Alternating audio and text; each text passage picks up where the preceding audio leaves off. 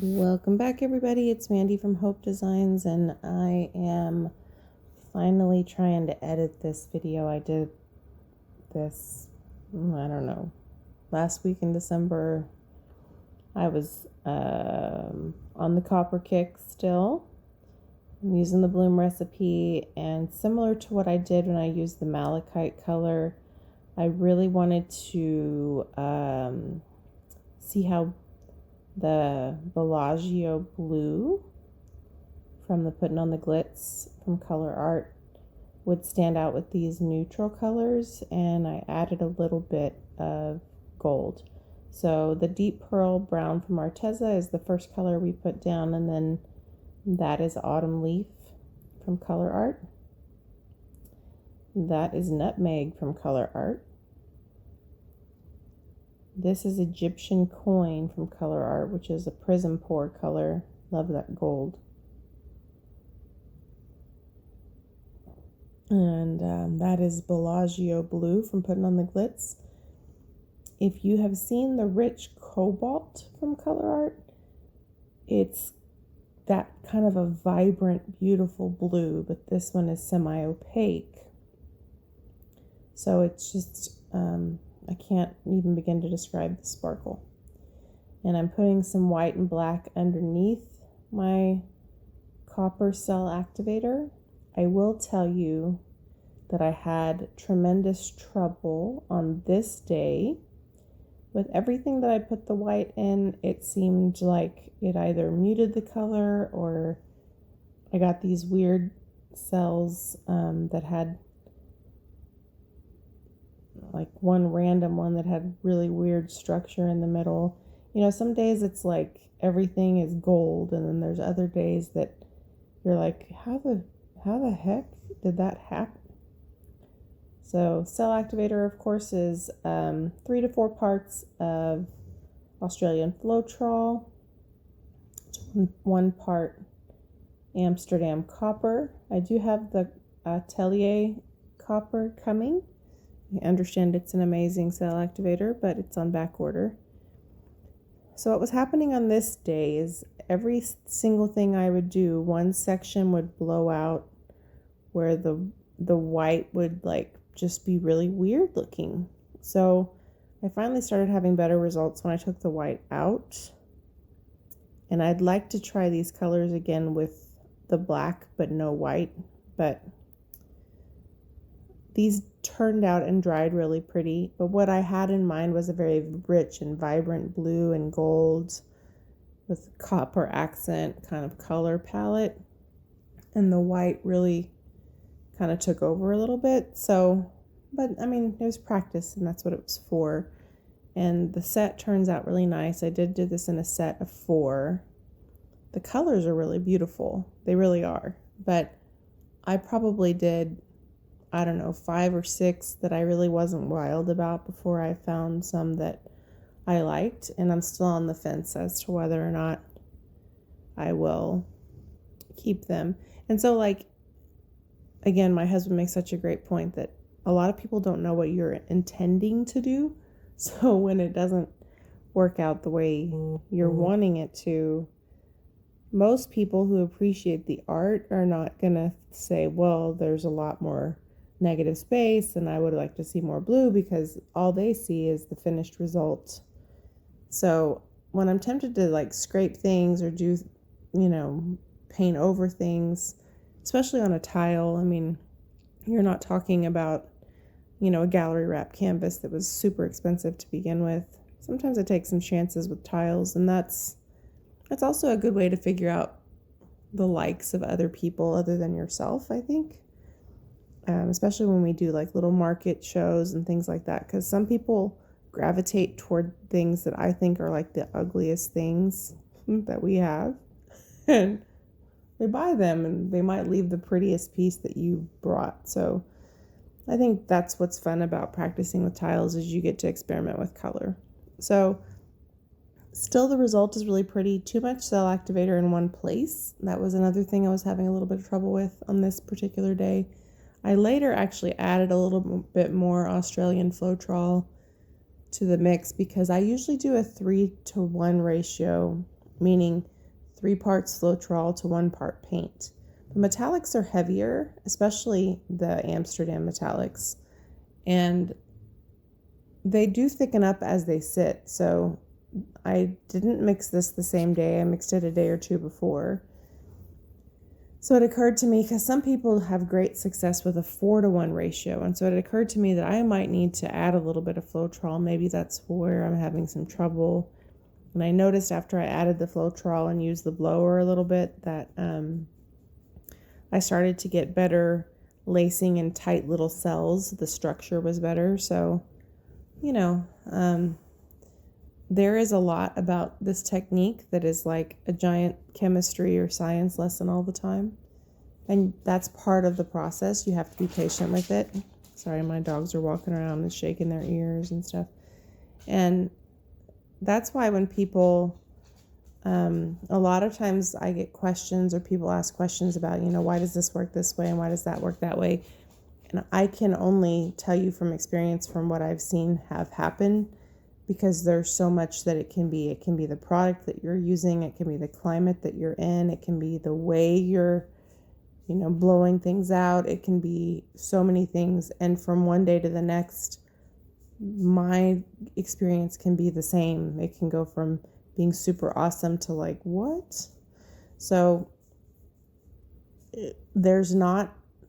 while there are some shortcuts where you can learn from other people, absolutely there are.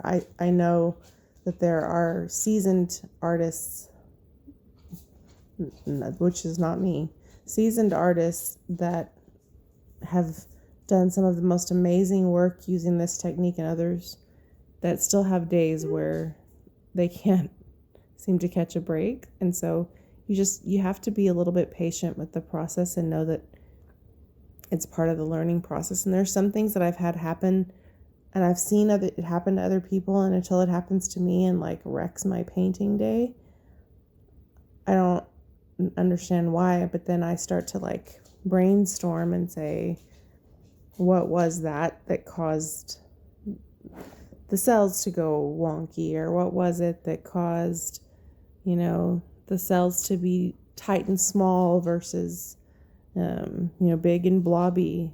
Or, these are all random things that you think about, because it can be a very different experience. And it can be so many things. It can be your paint consistency. It can be too thin. It can be too thick. It can be how your cell activator glides across your paint. There's some paints that respond better in a pouring medium but don't respond well as a cell activator, and vice versa. So there is literally so many things. And that's why when some people ask, is it worth taking the class, even if you already kind of know the technique? Yes, absolutely it is. Because there are other people learning and experimenting and practicing like yourself that can share tips with each other and encourage each other. And Shelley and her team are constantly doing lives and sharing tips. And even Shelley is still experimenting and trying new things. She tries US products so she can give us all recommendations. And, there's people from other countries that share their stuff. That one turned out pretty. So, is it worth paying for the class? Absolutely. So if you ever want to check it out and you haven't, there's a promo code in the description box. Use it. Check it out. Right now, if you're in the US, it's a little bit cheaper than normal, just because of the conversion. I really like this one. I think that one turned out cool. But it's definitely worth it if you're willing to put in the work. But understand that you're coming in as a student. I'm still a student. Everyone that's practicing is still a student. And it takes time, and you need to be patient with yourself, and give yourself time to learn things, and know that you're going to have wins no matter how seasoned you are. And you're going to have days where maybe you don't feel like a winner all the time, but enjoy the process, I think. And I think that is true of any acrylic pouring technique. While the bloom is somewhat advanced, I remember when I first started pouring and I desperately wanted to do a swipe or a starburst swipe or all these things, and I would take pictures and I would watch the video and I'd be like, I'm going to do all the same colors. I'm going to try all the things, and theirs would look magnificent and mine would look like pig slop or something. And I was like, how? It doesn't look that hard. And then, sometimes something clicks and you have a win, and it's like, oh yes. So, just embrace the journey and enjoy trying and enjoy the happy accidents that happen along the way. That's why I honestly do a lot of color tests this way, so I can see how to get out of my comfort zone. And it's fun to practice on a small surface, and then you can try bigger things.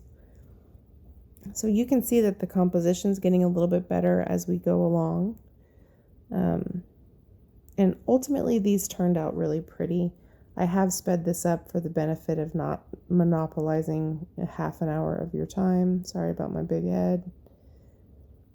I was also not having the greatest luck blowing things out this day. It seemed like I kept catching a piece of the pouring medium and digging into the pillow paint and then having one weird spot, which you can probably see is that white spot, or just not blowing the middle out very well. So some days, I'm telling you, there's just some days that you're like, what? And but ultimately I really think these turned out pretty. They haven't been resined yet, but they will be finished with resin and they'll be available for purchase if you're interested. Our Etsy shop link is in the description box below. Until they get on Etsy, you're welcome to email us at our email is also in the description box. We would love for you to follow us on social media. All of our links are below. And if you're not a subscriber, we would also love for you to join us and subscribe and hit the notification bell so you don't miss anything. And let us know what you think. Do you enjoy some of these weird color combinations we've been doing? I also really like it when you guys tell me where you're watching from. It helps me just connect with you, I guess, a little bit more. So if you'd love to share where you're watching from, in the comments below, I always enjoy reading that.